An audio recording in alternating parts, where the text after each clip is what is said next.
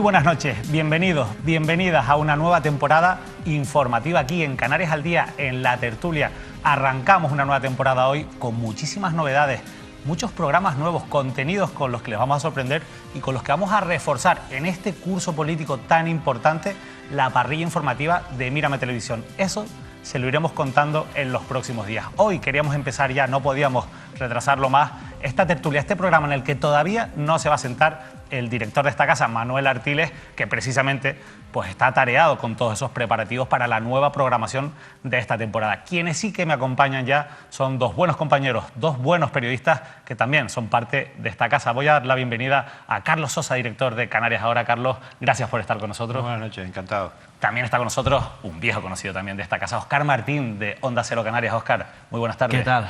Muy buenas noches Carlos y a toda la audiencia. Quería empezar con ustedes hablando precisamente de este curso político, ¿no? Tenemos unas elecciones a la vuelta de la esquina, parece que la cosa está bastante intensa, vemos mucho nerviosismo en todos los partidos políticos. Carlos, parece que viene un año intenso en lo periodístico, pero en lo que vamos a ver también pues muchas malas mañas dentro de la política. Estamos viviendo una legislatura, un mandato que nos está dejando a todos exhaustos por todas las cosas que han ocurrido, por todas las desgracias naturales y humanas que ha habido y que se está traduciendo naturalmente en unas consecuencias políticas que están también convulsionando el mapa político en general. La mala gestión que se puede haber hecho de algunas de estas crisis pasará factura o no, porque vemos que en Canarias la factura que se le pasa al PSOE no es la misma que se le pasa a Pedro Sánchez en el conjunto del Estado. Vemos alguna desintegración de partidos políticos que no han aprovechado su oportunidad, como el caso de Podemos. Vemos algunos partidos que se desintegran cuando pierden el poder, como es el caso de Coalición Canaria, que todavía no lleva ni 3 años, o no, lleva apenas 3 años, perdón, sin poder. Al haberse constituido desde el poder y por el poder, se está notando que se le rompen todas las cuadernas. En fin, yo creo que las encuestas están dando algunas pistas, no se sabe si van a acertar plenamente o no, pero se presenta un fin de curso político bastante interesante. Hay muchas incógnitas abiertas, pero lo cierto es que se van desvelando algunos movimientos que ya estamos conociendo y hablaremos de algunas cuestiones que han sido actualidad en los últimos días. Óscar, pero ¿tú cómo ves el inicio del curso político? Bueno, pues efectivamente es el regreso de las vacaciones, de ese periodo estival de descanso. Ese es el escenario, como decía Carlos, pero efectivamente a partir de ahora ya todas las fuerzas políticas, las organizaciones políticas, sus capitanes generales, sus delfines y toda la artillería interna de los partidos políticos en Canarias mirando efectivamente ya a 2023, ¿no? Configurando listas, tratando de hacer fichajes y en medio, como viene siendo habitual desgraciadamente, con guerras internas o avisos de posibles guerras internas porque todos quieren colocarse en todas las listas. De hecho, hay algunas organizaciones políticas que trabajan además también para hacer dobletes, colocarse en unas listas y en otras no vayan a hacer que pierdan las elecciones y se queden sin sueldo. Nosotros esperamos que ustedes hayan sido felices este verano, que hayan podido descansar, que hayan podido hacer lo que les apetecía, pero estoy seguro de que también han seguido estando pendientes de la actualidad, porque algo ha cambiado también en los últimos años, y es que la actualidad ya no descansa, no coge vacaciones en verano. Lo cierto es que hemos seguido también desde esta casa todo lo que venía ocurriendo y lo que han ido contando otros compañeros. Ya hablaremos de algunas investigaciones y trabajos periodísticos que se han realizado desde la redacción de Canarias Ahora, el periódico digital que dirige nuestro compañero Carlos Sosa, pero también hemos seguido con interés un asunto bastante turbio. Hoy queremos hablarles de esos presuntos abusos sexuales en la iglesia, en este caso en la iglesia de Tenerife. Sobre ello lo han venido contando desde hace bastantes meses la cadena SER, Radio Club Tenerife, con una investigación sesuda, una investigación en exclusiva en la que nos han ido desvelando una serie de episodios que nos han puesto sin duda todos los pelos de punta. Hoy vamos a escuchar algunos de esos audios reveladores que nos han descubierto la cadena SER, pero quería precisamente compartir con ustedes ese titular que resume muy bien lo que ha venido ocurriendo en las últimas semanas. La iglesia en Tenerife ocultó los abusos sexuales a menores durante años, según las víctimas que lo sufrieron. La SER ha sacado a la luz el testimonio de 3 víctimas que aseguran haber sido acosadas o violentadas sexualmente por un párroco de Tejina, en La Laguna. El obispo Bernardo Álvarez aparece en la lista precisamente de prelados españoles acusados de ocultar abusos sexuales que ha elaborado el periódico y publicado el periódico El País. Los focos de los abusos sexuales en España están divididos en muchísimos casos abiertos sobre los que se va a intentar, ya no a nivel jurídico, porque probablemente muchos de ellos hayan prescrito y no puedan tener recorrido, pero sí por lo menos a nivel ético, a nivel moral, la necesidad de buscar responsabilidades. Y Tenerife es uno de esos puntos negros. Yo quiero que escuchen los audios que, insisto, en estos días ha venido publicando la cadena SER. El primero es el de un testimonio de una persona que sufrió esos abusos por parte del párroco de Tejina. Escuchen, por favor, con atención, porque es muy importante. Pues cada vez que te hacías una paja, pues inmediatamente te entraba en remordimiento de conciencia, inmediatamente cuando ibas a misa a la parroquia, pues si querías comulgar tenías que confesar eso. Pues él preguntaba, quería saber, por ejemplo, por qué me entraron ganas de hacerlo o en qué pensaba para hacerlo. Dice, bueno, no lo hagas más. Yo le tenía que besar la mano. Cuando él te confesaba en el banco de la iglesia, cuando le decías eso, que te masturbabas, pues él cogía y te tocaba el muslo. Él te preguntaba en qué pensabas, en si se te ponía durita, si no sé qué, cosas de ese tipo. Te cogía por aquí, por el abdomen, te sentaba encima del muslo de él, con la excusa de que te quería dar cariño. Me sentó encima de él.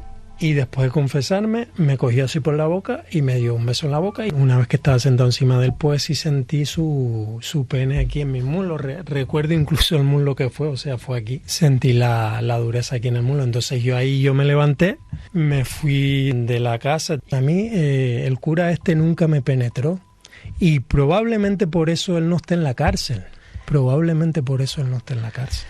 Una de las muchas preguntas en torno a todo esto, estos hechos que están contando pues diferentes testimonios que está recogiendo la cadena SER, está en torno a hasta qué punto la Iglesia en aquel momento consintió todos estos hechos. ¿Cuál era el papel de Bernardo Álvarez, entonces, hoy obispo de la diócesis de Tenerife, pero entonces también con un papel muy importante dentro de la cúpula eclesiástica en la isla de Tenerife? Vamos a escuchar cuando se le pregunta por Bernardo Álvarez a esta víctima de abusos sexuales. ¿Cuál es su opinión?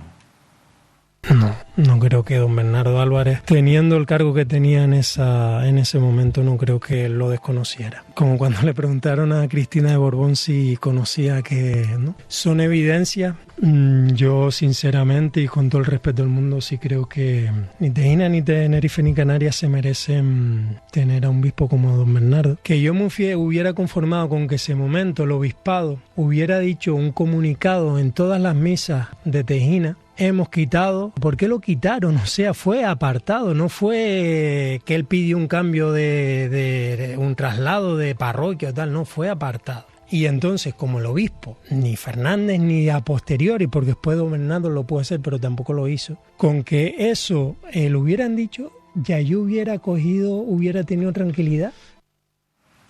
No pedía mucho tampoco esta víctima de abusos sexuales, pedía un poco que se demostrase que había un interés por parte de esa cúpula eclesiástica por solucionar este tipo de comportamientos.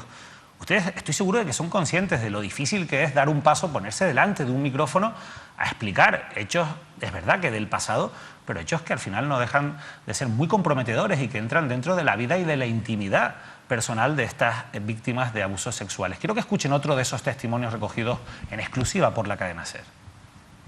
Que este señor cura se permitía el lujo de meterte la mano en tus genitales, tocamientos, te besaba, te contaba unas historias sobre sexo en una sacristía, te cogía a 2 centímetros de ti con ese aliento en tu boca y contándote historias de sexo que tú decías, pero ¿esto qué tiene que ver con la primera comunión? ¿Dónde está esto? Y un niño de 10 años salía fatal de allí. Es que era un odio tremendo a este señor. Yo, sinceramente, llegó un momento en que salía corriendo. Un odio tremendo, insisto. Qué complicado es dar este paso. Bueno, hay un tercer testimonio sobre lo ocurrido. Me consta que hay más testimonios. No todo el mundo pues está dispuesto a dar el paso que han dado estas personas. Escuchen este tercer testimonio. A mí me lo hizo una vez. Me cogió en la sacristía, te besaba, metía la mano en tus partes íntimas. Evidentemente, si tú imagínate un niño de 11, 12 años, el asco es absolutamente terrible. Yo me fui. A mí aquello como niño me impactó muchísimo. O sea, yo me perdía en lo que había pasado. A mí eso me descolocó mucho. Tocarme mis partes íntimas, lo más asco que me dio, que es que empezó a besarme, daba mucho asco. Y afortunadamente entró en la sacristía, apareció un señor y yo me escapé. La verdad que, bueno, lo primero yo creo que habría que felicitar lógicamente a la cadena SER por conseguir estos testimonios. Había un periodista que ha jugado un papel fundamental en todo esto, es el compañero Javier Rodríguez. Nosotros queremos hablar con él en la noche de hoy, pero antes, bueno, pues Óscar, bueno, pues cuando escuchas esto, ¿qué piensas? Efectivamente, bueno, felicitar efectivamente a Javier Rodríguez, que ha estado siguiendo y denunciando con esa valentía este caso. A mí me entra náusea, a mí se me ponen los pelos de punta, ¿no? Si escuchar estos testimonios, esto es durísimo, esto es gravísimo. Primero, aprovechar para trasladarle mi cariño, mi reconocimiento y mi ánimo profundo y de esperanza, de tranquilidad, porque ya ha salido a la luz a todas las víctimas, en este caso, hasta tres personas que además, bueno, a través de los medios de comunicación han querido denunciar lo que les ha ocurrido. Yo creo que eso también les aporta cierta tranquilidad, serenidad, esperemos que así sea, y que evidentemente hay que denunciarlo. Y por otro lado, pues a mí me produce muchísima tristeza, me parece gravísimo, me parece tremendo que todavía en la Iglesia existan o estemos descubriendo que hay personajes que tienen ese poder, que son rectores de la Iglesia, en este caso en Tenerife, y parece ser que hayan mirado de puntilla o que hayan pasado de puntilla, según los testimonios, estos casos que son escandalosos. Hay un cambio, hay un giro, porque se está denunciando públicamente. Esto la sociedad tiene que saberlo, esto todos tenemos que denunciarlo, y yo confío efectivamente ahora, en este caso, el defensor del pueblo, por cierto, que hace el propio Gabilondo una labor importante, y confío plenamente en la justicia. Pero insisto, hay personajes en la Iglesia que parece que están mirando para otro lado o miraron para otro lado, y eso me parece repudiable. Carlos, la verdad es que lo de la pederastia dentro de la Iglesia es algo que se conoce, hay casos que ya están lógicamente probados, que más o menos sabemos que ha sido así, pero no dejamos, por lo menos yo, de sorprenderme, ¿no?, cuando escucho estos testimonios. La palabra clave la ha pronunciado Óscar, es poder. El poder que ejercieron y sigue ejerciendo en gran medida los pastores de la Iglesia. La Iglesia es un poder fáctico histórico en muchos países, pero hablamos en concreto de España y de las Islas Canarias. Pensemos que son menores de edad preparándose para la primera comunión, para recibir un sagrado sacramento, con las familias entusiasmadas porque ese pequeño o esa pequeña, ese personajito fuera a formar parte de la gran iglesia, de esa gran comunidad de Cristo. Y esas personas se estaban aprovechando de ese poder, de esa capacidad que probablemente paralizaría a muchos de estos menores para poderlo contar en casa. Sí. Porque no puedes contar en casa eso, porque si lo cuentas en casa te van a decir que esas cosas no se dicen. Porque el cura no te hace eso, seguro que no, que te lo estás inventando. De ese poder se han prevalido, pero es que además lo siguen haciendo, porque si el obispo de la diócesis nivariense sigue ejerciendo de esa manera, digamos despejando a córner, ocultando el asunto o sencillamente no moviéndose, desde luego hay que felicitar al país, hay que felicitar a la cadena SER en Tenerife por el trabajo, porque eso también implica mucha valentía. Sí. Todavía hay muchas puertas blindadas para poder investigar estas cosas. Además que suele ser que en este tipo de casos son personas que suelen ser carismáticas. Por ejemplo, uno de los testimonios contaba, a mí me llamaba la atención, que cuando él contó su caso, pues mucha gente se puso del lado del párroco de Tejina. Al final Tejina es un pueblo donde todo el mundo se conoce. Lo decía también Óscar, ¿no?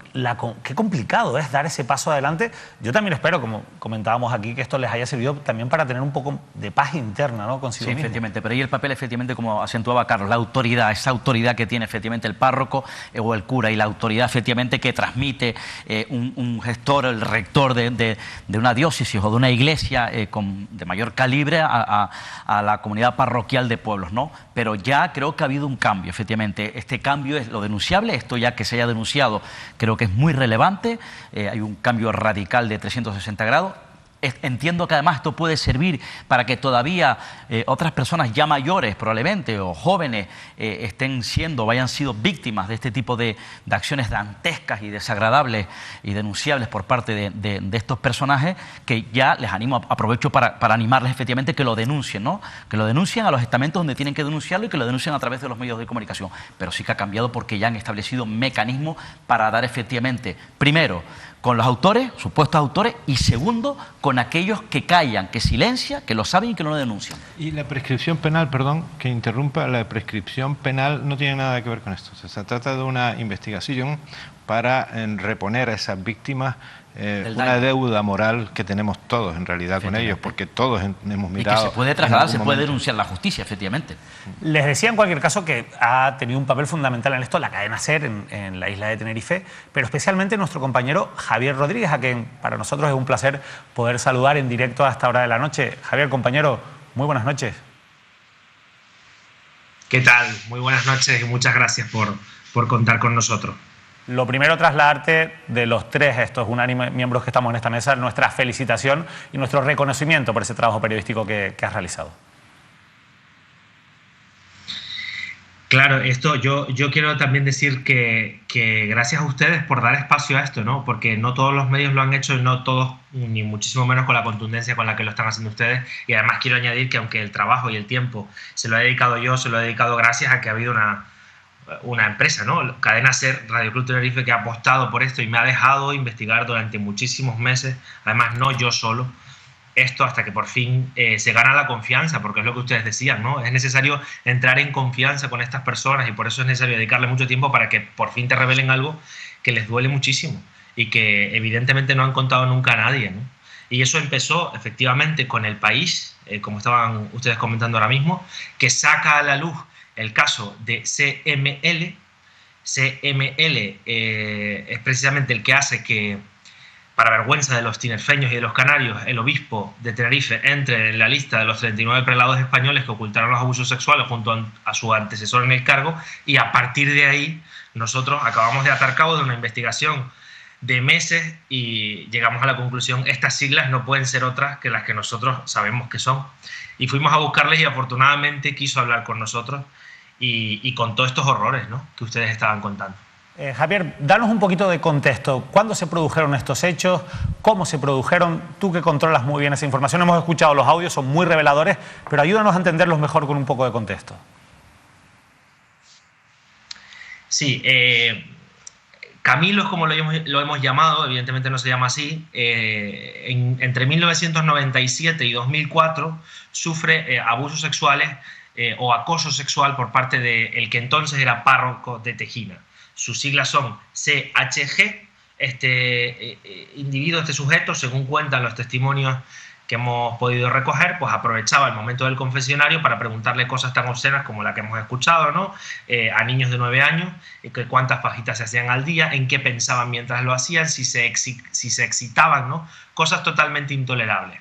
Luego, con el devenir de la investigación, hemos venido a ver que esto presuntamente es un comportamiento continuado, porque ¿qué no habrá hecho este hombre desde el año 74 hasta el año 2004, cuando se denuncia por primera vez? ¿Y cómo es posible que no nos hayamos enterado? Es posible porque hay una iglesia que lo ha ocultado. Eso es una evidencia. Y además, digo evidencia con papeles, porque en el año 2004, por fin, en una conversación telefónica, este niño que tenía miedo a decírselo a sus familiares, se lo cuenta por teléfono a alguien, que ya no es tan niño, ya es un adolescente. Su madre lo escucha. Y entonces Camilo me cuenta cómo vio, y se le quedó grabada para siempre, la cara de terror de su madre, de miedo y de tristeza, enterándose de lo que le había pasado a su hijo. Esta mujer, que bueno, forma parte del núcleo de una familia cristiana, ¿no? Asesorado por ese entorno, decide simplemente, con toda su buena fe, nunca mejor dicho, ir a entregarle una carta al obispo, carta que hemos publicado. El obispo era entonces Felipe Fernández, el vicario general era Bernardo Álvarez. El obispo, según cuenta la víctima, ni siquiera recoge la carta, porque la madre va presencialmente a entregarla al obispado, ni siquiera la recoge. Pero sí cambia al párroco de parroquia, ¿no? Y eso es todo lo que hace. Eso es todo lo que hace durante 10 años. y encima el cambio de parroquia, bueno, provoca esta cosa como que yo no sé ni cómo describirla, ¿no? Es decir, que el pueblo de Tejina, no todo, pero gran parte del pueblo de Tejina le dé la espalda a este chico y a su familia, le deje de dar la paz a su madre, las feligresas se manifiesten delante de la parroquia pidiendo que devuelvan a su cura, ¿no? Es como decir, bueno, es un pederasta, pero es nuestro pederasta, ¿no? Presunto pederasta. En fin, es tristísimo, sobre todo por los años que pasaron después. Esto, después del sufrimiento que padece esa familia, pasan 10 años en los que, bueno, pues este chico no acaba de levantar cabeza nunca, deja sus estudios, se transforma completamente, entra en pensamientos suicidas incluso, ¿no? Y en el año 2014, y esto es clave, entra en vigor el protocolo de la Congregación para la Doctrina de la Fe que obliga a que si alguna parroquia o algún obispado recibe una denuncia como la de Camilo, no pase lo que pasó en 2004, sino que inmediatamente sea comunicada a Roma para que se abra un proceso canónico y se suspenda cautelarmente al cura. Aprovechando que entra por fin en vigor este protocolo, entonces Camilo, que ya ha pasado por un psicólogo, por un psiquiatra, ya sus amigos le han animado a salir adelante, y ya su madre, por cierto, ha fallecido, porque esa es una de las cosas por las que él hace esto, para reparar la memoria de su madre, que falleció 3 años después de que pasara esto, siendo perseguida prácticamente por el pueblo de Tejina, por gran parte del pueblo de Tejina. No quiero ser injusto porque hay gente muy buena que le apoyó, ¿no? Eso es tristísimo también. Entonces vuelve a denunciar, pero lo hace, bueno, pues a través de los mecanismos de la Iglesia. El obispo Bernardo Álvarez, que es un burócrata, y además un burócrata bastante malo, envía una carta fría en la que le dice o le comunica, recibido su denuncia, de la cual, según la víctima, él tenía conocimiento desde 2004, porque se lo sabía todo el clero, es imposible que Bernardo Álvarez, que era vicario general, no lo supiera. Recibo ahora, 2014, esta denuncia suya y la comunico a Roma y procedo a suspender cautelarmente a este sacerdote mientras se resuelve el proceso canónico. ¿Y qué pasa? Y esto es lo último y para mí lo más importante de todo. Este proceso canónico nunca culmina, es decir, se cierra en falso. ¿Qué significa eso? Que el sacerdote en cuestión pide una dispensa al obispo Bernardo Álvarez, el obispo Bernardo Álvarez se la concede, dispensa quiere decir que solicita dejar de ser cura, y cuando uno deja de ser cura, ya no, la jurisdicción canónica ya no tiene nada que hacer. Con lo cual decae el proceso. Y este señor, este presunto pederasta, se va de rositas sin ser condenado. Bueno, deja de ser cura, dirán algunos, ¿no? Que es lo que quería, ¿no? Lo que este hombre quería era una reparación moral, era que dentro de su parroquia, dentro de su fe, se reconociera que no estaba mintiendo. Y que quien realmente hizo mal las cosas, quien realmente se comportó como el peor de los cristianos fue ese sacerdote y no la víctima, ¿no? Y eso nunca pasó. Y bueno, ahí yo creo que termina es el momento peor, ¿no? No sé. La verdad que la situación es durísima, ¿no? El relato que nos cuenta Javier. Mira, están conmigo en la mesa los compañeros Carlos Sosa y Óscar Martí. Estoy seguro que ellos quieren preguntarte o comentar algo, Óscar. Sí, muy rápidamente. Javier, en todo este proceso, yo creo que te lo planteé en su momento, pero ya esto ha avanzado, evidentemente con una envergadura brutal, vas dando teclas importantes, te animo a que sigas. ¿Has tenido la oportunidad ustedes, tú concretamente, los compañeros de la cadena SER, de mantener alguna conversación, hablar telefónicamente, pedirle alguna explicación al propio Bernardo Álvarez, actual obispo? Sí, mira, tengo aquí, voy a hacer eso como de las películas, ¿no? Me alegra que me hagas esa pregunta, ¿no? Porque, claro, es obvio. Es que un periodista que no busca todas las versiones es un mal periodista. Yo he intentado buscar la versión de Bernardo Álvarez por activa, por pasiva y por perifrástica. Y es imposible. Bernardo Álvarez no quiere hablar con nosotros, lo cual no me extraña porque cada vez que habla sube el pan. Pero las preguntas que no tienen respuesta, si tienen constancia en el obispado de que CHG ha cometido o no abusos sexuales, porque como se cerró en falso no lo sabemos. ¿Qué ocurrió con la denuncia de 2004 que presentó Camilo? ¿En qué situación se encuentra ahora mismo el sacerdote? Si simplemente está aprobada la dispensa y está fuera, está como jubilado, o realmente el proceso canónico continúa. ¿Qué ubicación tiene ahora mismo este hombre? Y lo que es peor, el caso de Camilo ha desatado otros casos que también hemos publicado y han escuchado. Se pone en contacto con nosotros, también con los compañeros del país, 2 personas que resulta que sufrieron del mismo sacerdote mientras era sacerdote de Vallehermoso entre 1974 y 1979, situaciones similares e igual de tremendas. ¿Saben algo de eso? ¿Tiene algo que decir la Iglesia en Tenerife acerca de que 2 personas hayan dicho que sufrieron abusos sexuales entre el 74 y el 79? Pues no, lamentablemente no tienen absolutamente nada que decir, o por lo menos a mí, que lo hemos intentado, se los aseguro, de 1000 maneras y de 1000 amores, porque tengo que decir que el vicario general con el que hablamos, don Antonio, todos le conocemos, es una persona absolutamente encantadora, que me consta que hace todo lo que puede porque el obispado hable sin éxito. Carlos. Querido compañero, enhorabuena. La posibilidad de que haya otros presuntos pederastas, otros sacerdotes presuntos pederastas que también hayan sido tapados por una mala gestión burocrática del señor obispo, ¿los tienen ustedes controlados? Claro, en ambos casos, fíjate esto, Carlos, en los casos en el caso de Camilo y en el caso del 74, tenemos localizadas a personas que, según las víctimas que nos han contado esto, estaban con ellas, iban a catequesis con ellas y también sufrieron lo mismo. De hecho, hay 2 episodios que son exactamente iguales. Un día en clase, unos de catequesis y otros de religión, alguien se levanta y dice: ese cura es un maricón y por eso no queremos confesarnos con él. Entendamos el contexto de esto. Son niños, llaman maricón a lo que no saben lo que es en este caso un pederasta, porque confunden los términos. Pero era su manera de decirlo. Este episodio ocurrió 2 veces. Y sí, hemos contactado con esas personas y no quieren hablar. Ha pasado mucho tiempo, en fin. Yo quiero destacar el compromiso enorme y el valor que han tenido las víctimas para hablar, porque es que al final han sufrido un auténtico tormento, ¿no? Durante muchos años, unos más que otros lo han colocado mejor. Los que han seguido más cerca del seno de la Iglesia son los que peor lo han pasado, los que han intentado encontrar explicación y consuelo ahí. Porque, por ejemplo, fíjense, en esos 10 años de los que yo les hablé antes de Camilo, desesperado ante Bernardo Álvarez no responde, Felipe Fernández no responde, la Iglesia en Tenerife le da la espalda, hasta parte de su pueblo le da la espalda. ¿Qué hace este chico? Con toda su buena voluntad y su espíritu cristiano, recurre a un monseñor que se llama Alfredo Pros, no recuerdo exactamente el cargo, ¿no? Pero es un monseñor del Vaticano para la fe, para la Congregación de la Fe en España, es decir, un alto cargo del Vaticano, pero que no tiene la condición de obispo. Y le envía una correspondencia. Esta correspondencia, nosotros hemos accedido a ella, hemos publicado una parte solamente, por petición de la víctima, pero es lamentable, porque Camilo le dice una y otra vez: a mí me ha pasado esto en la parroquia. Y el Vaticano, este señor, le contesta que cree en lo que le está diciendo, por supuesto, pero cree mucho más en el perdón. Y le dice cosas tan terribles como que, por ejemplo, él puede salir de eso, que es una mente joven y que las mentes jóvenes, los jóvenes, son así.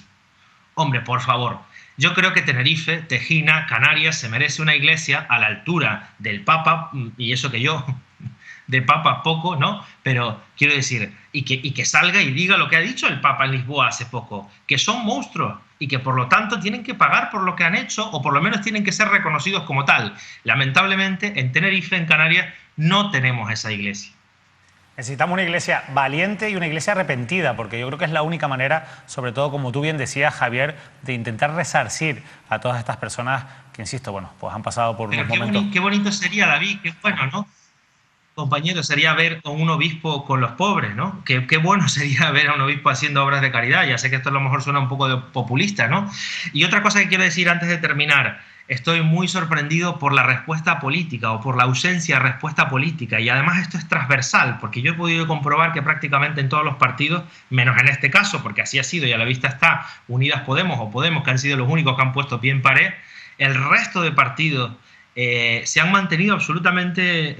Bueno, pues se han puesto de perfil, de lado, es decir, como si, yo no sé si siguen pensando que es un enorme caladero de votos. Sin ir más lejos, va a ir a una moción del Pleno de La Laguna, presentada por Rubén Sascanio en este caso, una propuesta para pedir el cese del obispo y no hemos escuchado ni una palabra del alcalde de La Laguna, ¿no? A mí me hubiese encantado, sobre todo porque... Obviamente, Javier, es importante, habría que ver si el alcalde Luis Geray Gutiérrez o los socios, el Partido Socialista de La Laguna, efectivamente es importante ese dato, apoya esa moción. Hombre, recordemos lo que le pasó a la madre de Camilo. En eso deben estar pensando también los partidos políticos. Denunciar determinadas cosas te pueden convertir en que te marquen en una persona marcada, sí, en una persona perseguida. Sí. Le pasó a la madre de Camilo, sí, que denunció, bueno, ni siquiera denunció, que escribió una carta, sí, diciendo que su hijo estaba diciendo que era víctima de abusos. Imagínense si llega a ir al juzgado de guardia. Sí.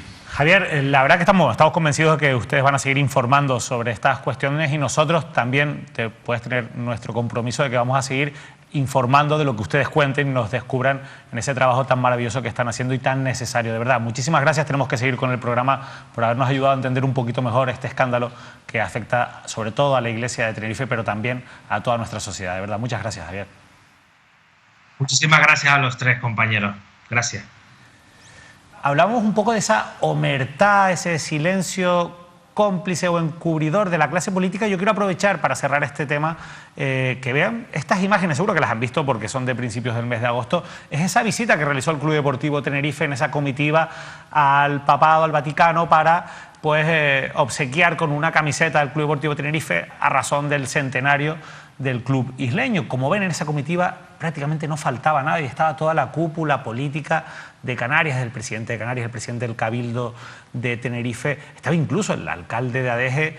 Claro, yo les quiero preguntar, compañeros, si ustedes creen o hasta qué punto creen que la clase política tendría que desmarcarse de una figura como la de Bernardo Álvarez, que también, lógicamente, estaba ahí, era el puente de conexión entre la Iglesia de Tenerife y el Vaticano, Carlos.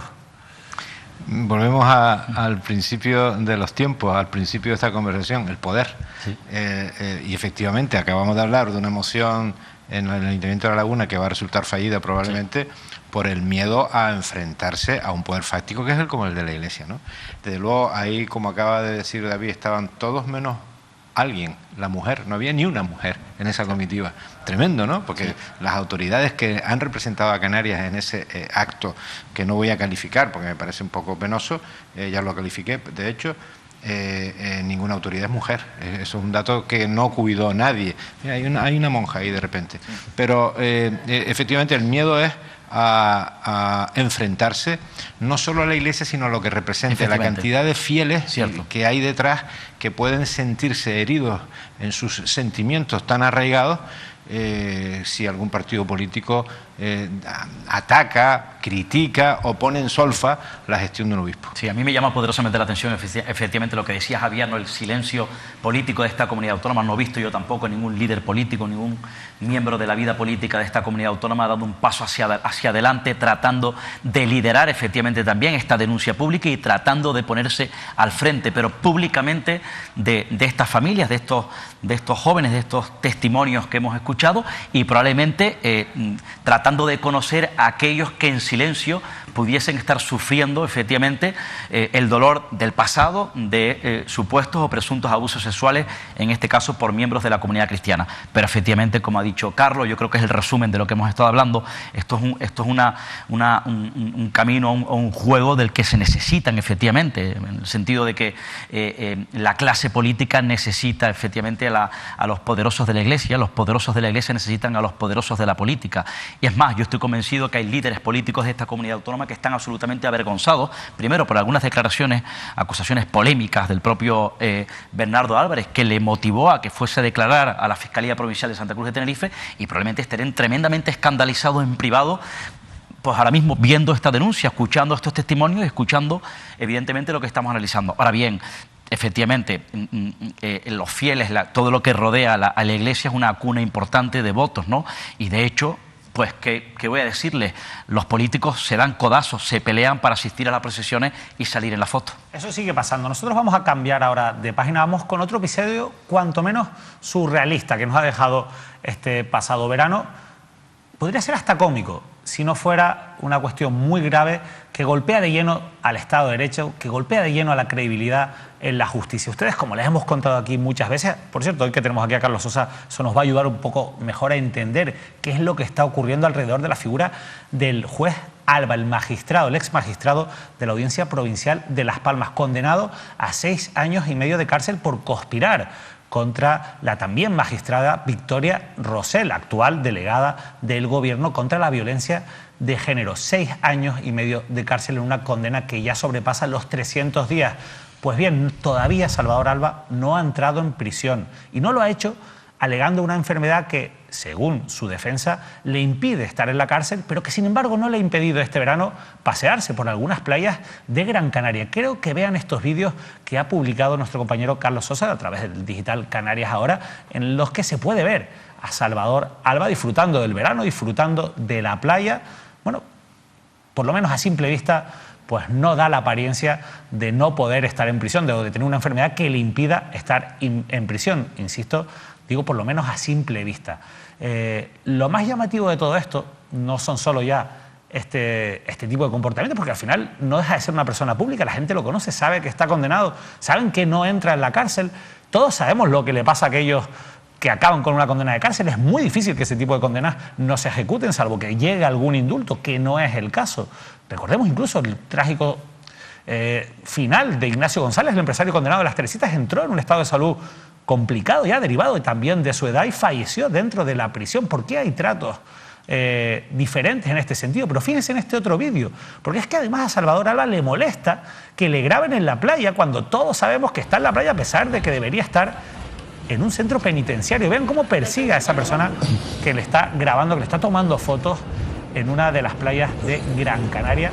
Ahora Carlos Sosa nos dará todos los detalles de este asunto, pero es completamente llamativo, surrealista, y como les decía al principio, sería cómico si no fuera muy grave y un auténtico, insisto, atentado contra el Estado de Derecho y contra la credibilidad de la justicia. Carlos, ¿qué está pasando con el juez Alba?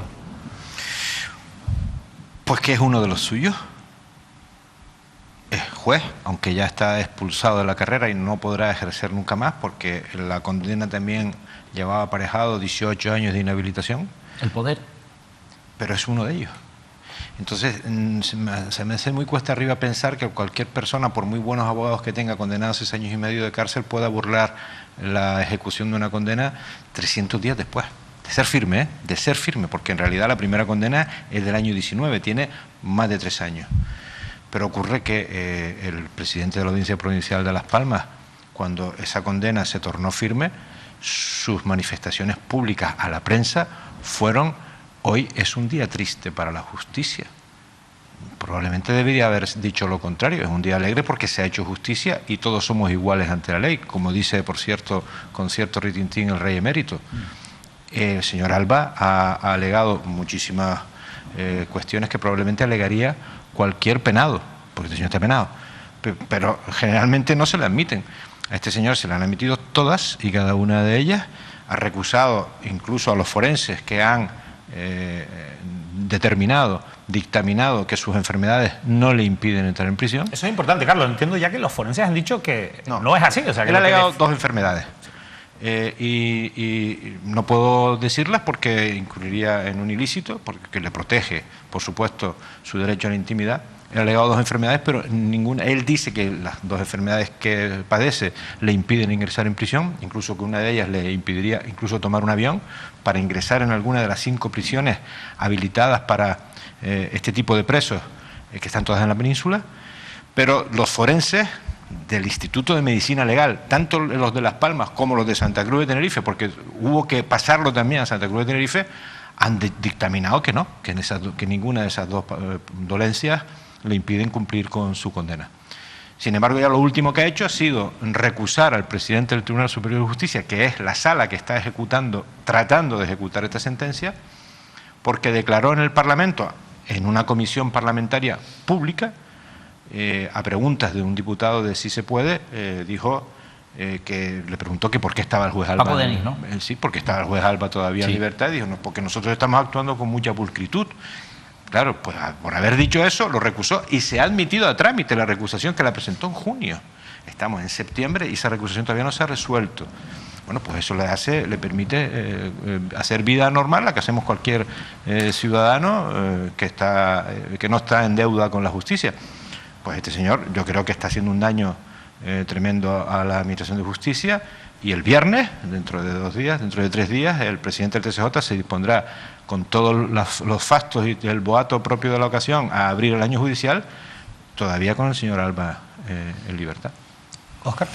Yo un poco más, a mí me parece, bueno, este es el típico episodio que a mí de entrada me produce tristeza, me da mucha pena efectivamente tener que asistir como ciudadano a espectáculos dantescos como esto, ¿no? Esa imagen hace mucho daño, efectivamente. Bueno, él tiene derecho, en este caso, a darse un baño en una playa o pasear, pero la gente tiene que saber efectivamente que a él se le ha dictado una sentencia de la que tiene que privarse a este individuo de la libertad porque ha cometido efectivamente un delito sangrante y tiene que estar en prisión. Ahí esto, evidentemente, a cualquier ciudadano le siembra mucha sospecha, ¿no? ¿Cómo es posible que este señor, del que parece que sigue trasladando o dando sensaciones de poder, por ejemplo, que no le gusta que le graben y tratar de acudir a una persona para evitar que le graben o que le hagan foto, él en su consciente todavía estaba utilizando ese poder, efectivamente, poder que lo tiene, porque evidentemente no hay que ser muy inteligente para saber que si todavía no ha estado en la cárcel, si sigue dilatando todo el proceso judicial, todos los informes médicos, evidentemente este hombre tiene poder. O se rodea con gente que todavía tiene poder o tiene los pies, las manos y el cuerpo y la mente maquinando en sedes judiciales. En cualquier caso, la tristeza, la pena que pues está denigrando y está provocando que la justicia un día más y un día también siga haciendo agua. Y esto me parece efectivamente un atentado al Estado de Derecho, lo que está haciendo este hombre y lo que están permitiendo que haga este hombre. Lo que ocurre que es verdad, estando de acuerdo lógicamente en que al final si está en la calle pues puede hacer vida normal. Sí. Carlos, yo aprecio un descaro en su comportamiento, un desafío, un reto, sí, incluso. Porque siente que todavía tiene poder, o hay alguien que le está dando ese poder. Y a la sociedad, ¿no? Porque al final, si tu alegación es que por tu salud no puedes estar en la cárcel, es difícilmente explicable que puedas estar paseándote por una playa, corriendo detrás de una persona que te saca fotografías. Bueno, pues la sensación que da es que sí que puede estar en una prisión. Claro, ahí quien lo tiene que decir son los médicos y los especialistas, pero es que ya lo han dicho, ¿no? Ya lo han dicho. Él se exhibe, ¿eh? O sea, no... estas imágenes están captadas por distintas personas que lo ven y lo fotografían o lo graban, a las que se dirige él en tono desafiante, decirle borra lo que acabas de grabar o de fotografiar o llamo a la policía. O sea, tiene la cara todavía también desafiar y decir que llama a la policía, ¿no? Él se exhibe y lo hace habitualmente. Muchas personas me han dicho lo he visto hoy, lo he visto hoy, lo he visto hoy, porque va asiduamente a la playa, es que no tiene otra cosa que hacer, sino ir a la playa o ir a la cárcel. Él ha elegido ir a la playa y se exhibe. O sea, él no tiene ningún inconveniente en exhibirse, pero tampoco tiene ningún inconveniente en acusarnos a nosotros, a los periodistas, de estar persiguiéndole cuando está en un lugar público. O sea, una persecución sería coger un dron y grabarlo en el jardín de su casa o en su piscina. No, es que va a la playa a la que vamos todos los ciudadanos y todas las ciudadanas libremente. Y se exhibe, como hemos visto, en la primera línea de mar. O sea, no es una persona que se ponga en un sitio discreto, no, se exhibe. Porque él está exhibiendo lo que tú llamas el poder, claro, la capacidad que tiene de hacer lo que le da la gana. Y que se lo estén permitiendo. Claro. Es verdad que lo que alega el tribunal para permitírselo es estamos siendo escrupulosos.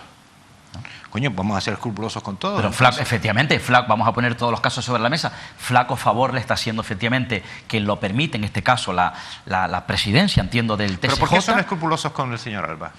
Cabe preguntárselo, ¿no? ¿Por qué hay que ser escrupulosos con el señor Alba? Juez. ¿Por qué juez? Claro. Porque era juez y porque tenemos que ser escrupulosos con los nuestros. El señor fue presidente de la Asociación Profesional de la Magistratura, que es la asociación conservadora en Las Palmas.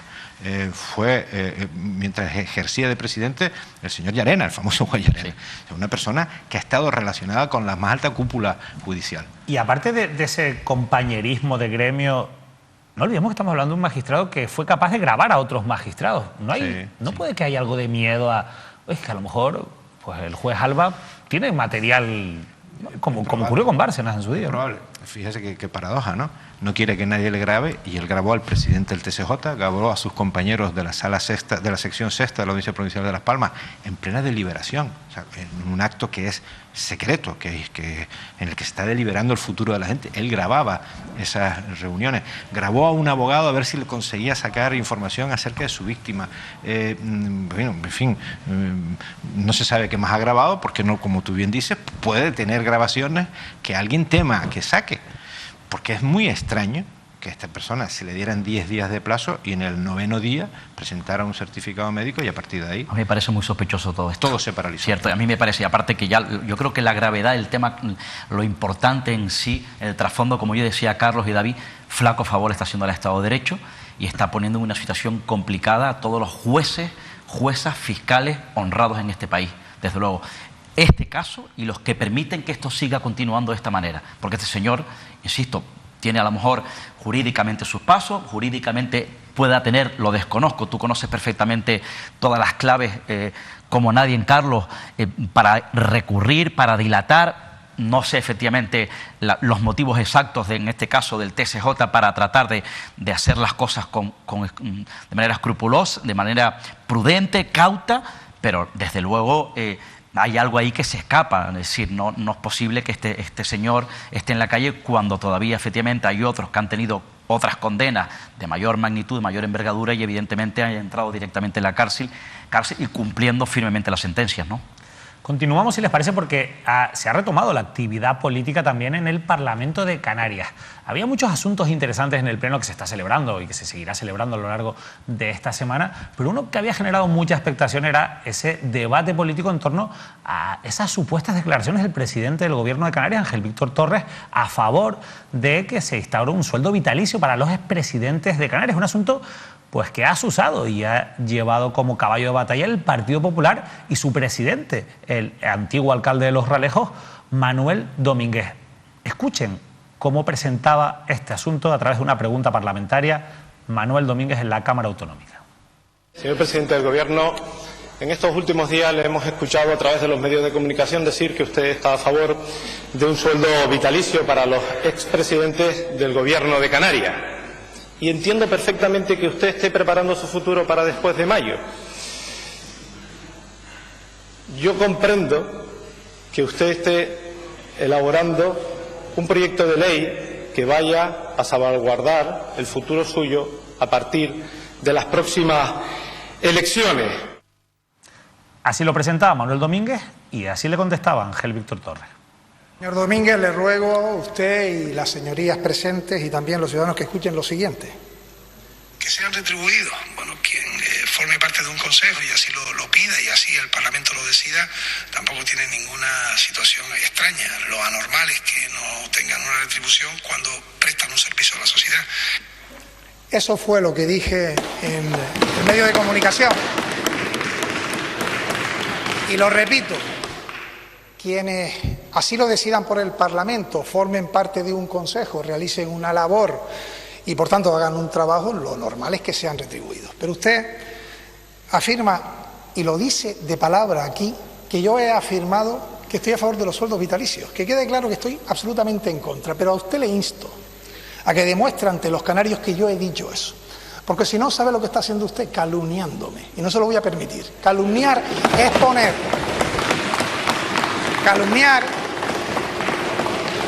Calumniar es poner en boca de otra persona lo que no ha dicho para intentar dañarlo. Y eso es lo que usted está haciendo hoy. Lo hace en la pregunta y lo dice en su intervención. Estoy deseando escuchar que usted demuestre aquí que yo he dicho eso. Si no es capaz de hacerlo, discúlpese. Porque si no, usted está mintiendo a los canarios y le puedo asegurar que ningún candidato a la presidencia lo merece si le miente a la persona a la que quiera ministrar. Merece la pena escuchar la réplica de Manuel Domínguez a esta respuesta de Ángel Víctor Torres. ¿Sabe lo que hace Pedro Sánchez? Envía un mensaje a la ciudadanía, analiza cuál es el resultado y en función de eso actúa o no. Lo mismo que ha hecho usted. Porque si yo he mentido, también han mentido los medios de comunicación. Me imagino que le va a pedir usted también responsabilidades a ellos para que corrijan. ¿O es que apagaremos la emisora para no escucharle? Mire, señor presidente, si usted tiene valor, lo que tiene que hacer es ponerle ese audio a los que están en paro, que tienen nuestra franja de edad. Ponerle ese audio a quienes están en paro, que tienen más de 55 años, y aquí suponen un 4 puntos más que la media nacional. Nuestro papel como medio de comunicación es, si hay un debate, centrar el debate donde exista el debate. Y el debate, en este caso, las declaraciones de Ángel Víctor Torres, como ustedes han podido escuchar, pasan sobre si estamos o no de acuerdo, a través de un proyecto que se está tramitando, en que se le pague a expresidentes del Gobierno de Canarias que formen parte de consejos o de órganos aprobados por el Parlamento de Canarias y presten un servicio a la sociedad. Sobre esto podríamos hablar mucho. Pero lo que queda claro es que no hay debate, por lo menos no existe a día de hoy, sobre la posibilidad de ponerle un sueldo vitalicio a todos los expresidentes por el simple hecho de ser o haber sido presidentes de la comunidad autónoma. Carlos, tu opinión sobre este debate político. Bueno, primero, existen comunidades autónomas y países que pagan sueldos vitalicios a sus expresidentes y no pasa nada. Desde luego, yo no estoy de acuerdo con que eso ocurra en mi comunidad autónoma. Pero si antes felicitábamos a la cadena SER por el trabajo que hizo respecto a, o está haciendo respecto a los sacerdotes presuntamente pederastas, hay que pegar un tirón de oreja al que puso el titular. Porque es en lo que se ha quedado Manuel Domínguez, el líder del PP. Se quedó en el titular, porque el titular sí que decía eso, decía que Ángel Víctor Torres es partidario de los sueldos vitalicios. Pero si entrabas en el cuerpo de noticias y escuchabas ese audio, te das cuenta que él no dijo nunca qué es ser partidario de los sueldos vitalicios. El señor Domínguez, desgraciadamente, como muchos ciudadanos y muchos políticos, coge el rábano por las hojas, se queda con el titular, trata de montar un show político, porque esto es un show político. Lo hizo también Coalición Canaria. Lo hizo Coalición Canaria. Era perfecto para arrancar el curso político. Lo hizo Podemos. Podemos llegó a mandar un comunicado a la prensa diciendo que no era partidario. Que lo rechazaban tajantemente. Con lo cual nadie se escuchó el audio, nadie se leyó el cuerpo de la noticia y montaron un show político de los que hay que empezar a huir, y los primeros responsables tienen que ser un debate muy los peligroso, políticos. Y más cómo están las cosas, cuál es el panorama en este momento con esta incertidumbre económica que estamos viviendo, ¿no? Pero bien es verdad, oye, pues la gente, claro que la gente está en contra, no está de acuerdo que los expresidentes cobran un sueldo. Sin lugar a dudas, no creo yo que haya presidentes en estos momentos que quieran cobrar un sueldo vitalicio por ser simplemente presidente. Ahora bien, si hay algún presidente que efectivamente, como dice David, que se le otorga alguna responsabilidad, algún consejo asesor o se le determina alguna función de asesoramiento a esta comunidad autónoma, entiendo que sí se le tenga que dar un dinero, que se le tenga que remunerar, o que esa persona pida por esa responsabilidad, ese trabajo, alguna aportación económica, ¿no? Personalmente, la verdad es que a mí me parece muy importante, insisto, poner el punto en el debate, porque sí que es verdad que yo la pregunta que me hago es, vale, partiendo de la propuesta que hace Ángel Víctor Torres, a mí el miedo que me da es que al final esto se convierta en un sueldo encubierto, que no sea un sueldo vitalicio, pero que al final, porque todos conocemos algún caso, se utilicen esos órganos para colocar a estas personas y que sin dar un palo al agua, pues se lleven dinero público. No serían los primeros que ocurre, pero sí que es verdad que el debate en cualquier caso es distinto, Carlos. Hombre, nos gastamos durante 4 años al menos, 4 años, el dinero de todos los ciudadanos y de las ciudadanas en formar a esos presidentes. Esos presidentes adquieren unos conocimientos, una información de la comunidad autónoma bastante importante y la pagamos entre todos. Sí.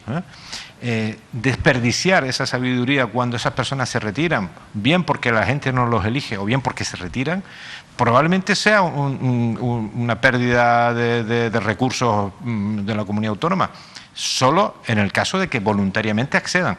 En España, en el Estado, está el Consejo de Estado, donde hay muchos expresidentes cobrando un salario por asesorar al Estado, por hacer informes, por transmitir su sabiduría.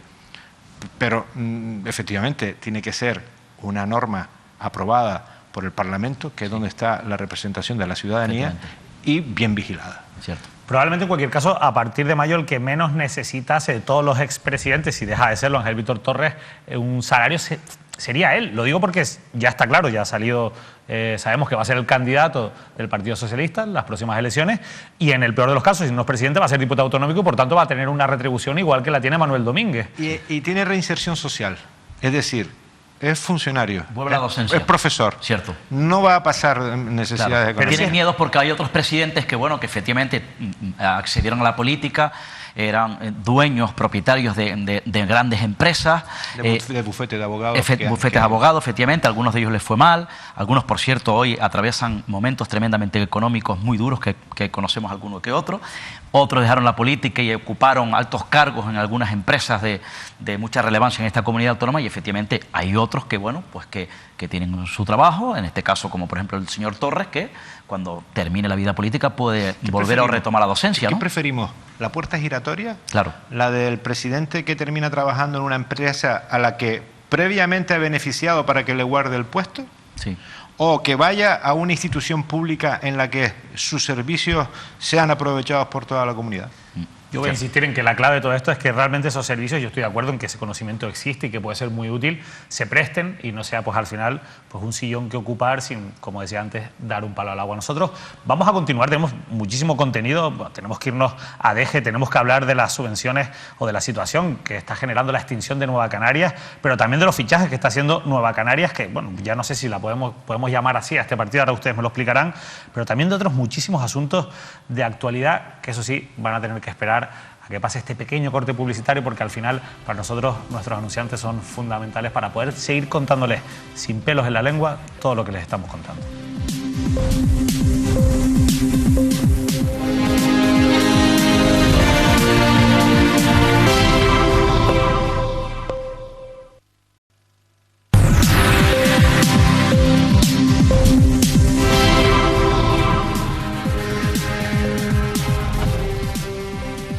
Vamos a seguir en el debate parlamentario que nos ha dejado sobre todo la jornada de ayer, porque el polémico proyecto urbanístico del Puertito de Adeje también ha llegado a la Cámara Regional y lo ha hecho a raíz de esta noticia, de este titular que también podíamos leer en Canarias Ahora. Expediente sancionador a la promotora del último macroproyecto turístico de Tenerife por destruir un yacimiento. El Gobierno de Canarias ha constatado la intencionalidad de la empresa que promocionaba la iniciativa como una propuesta de crecimiento sostenible.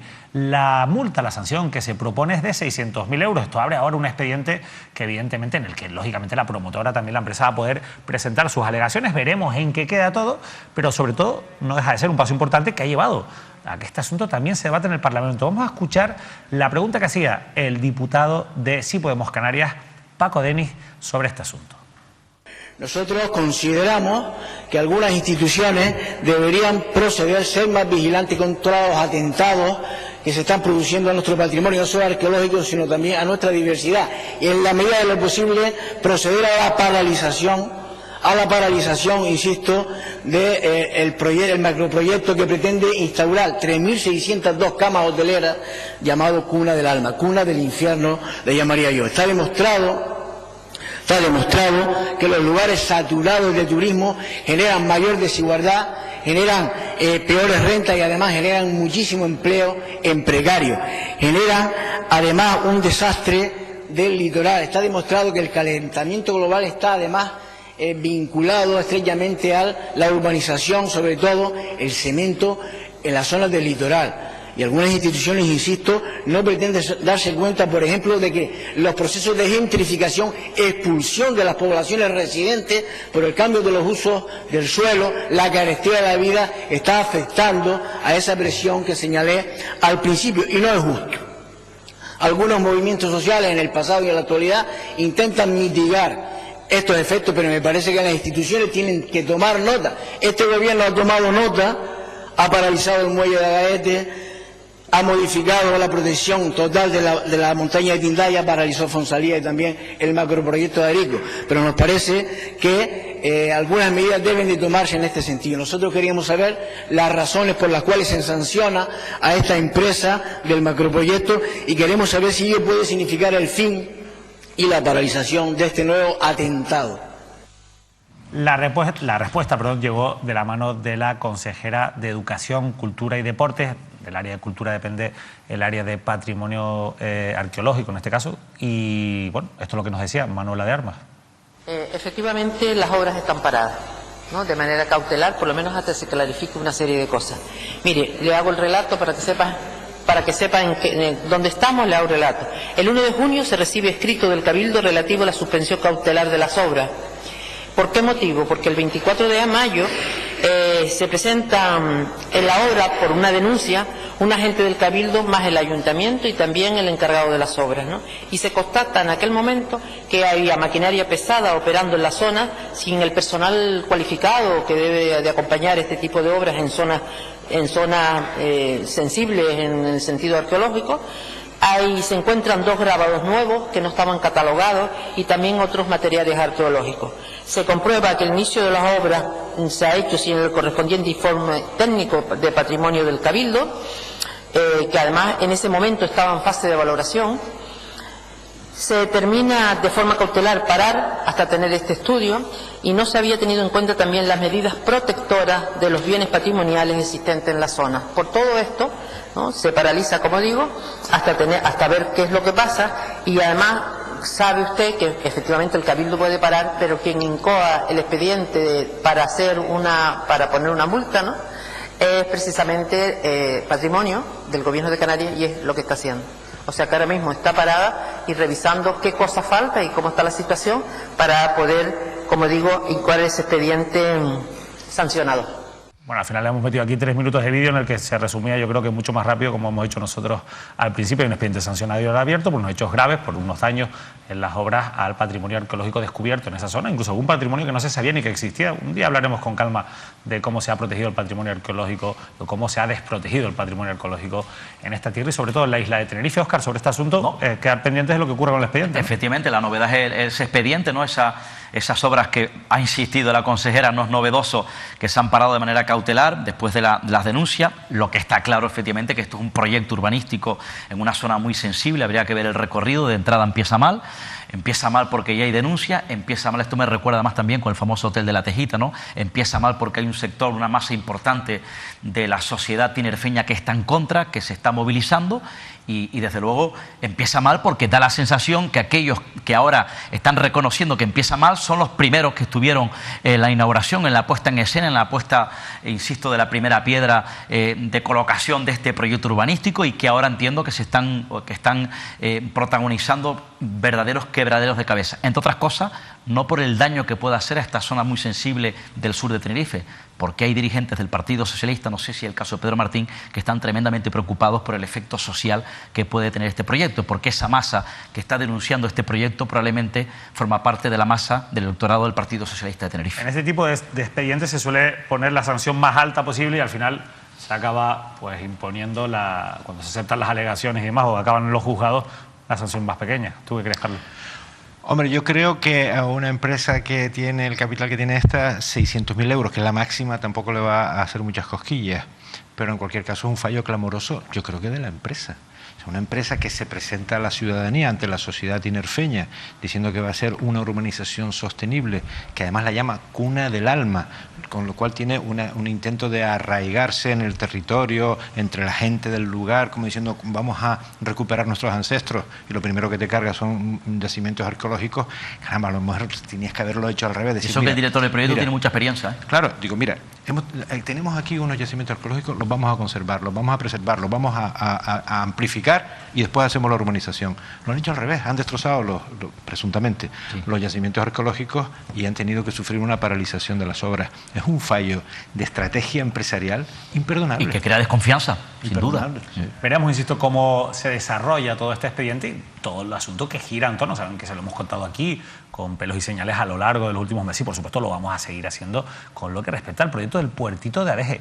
Pero queremos cambiar de asunto porque se lo comentaba antes, vamos a hablar de Nueva Canarias, porque cerramos el curso político pasado con esa noticia sorprendente de la extinción de Nueva Canarias, su desaparición oficial como partido político, por decisión del Ministerio del Interior. Esto, evidentemente, aunque Nueva Canarias lo que ha hecho es, lanzar un mensaje de que aquí no pasa nada, de que esto, pues poco menos que es un trámite administrativo, está empezando a tener consecuencias para el bolsillo de la propia formación política. Vean este titular que publicaba hoy el periódico El Día Interior: corta las subvenciones a Nueva Canarias tras un año de pagos pese a su extinción. Al final, a pesar de que durante un tiempo se la ha estado pagando, van a dejar de percibir esos 22.757 euros que les corresponde, en este caso, por su escaño en el Congreso de los Diputados. En cualquier caso, a mí personalmente este asunto me sigue generando muchísimas dudas legales.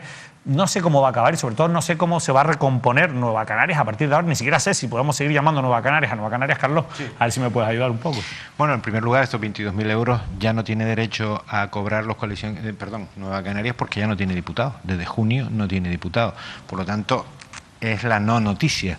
No puedes cobrar una subvención por algo que no tienes derecho a cobrar. Por lo tanto, otra cosa es que lo haya cobrado indebidamente anteriormente, que eso está en discusión.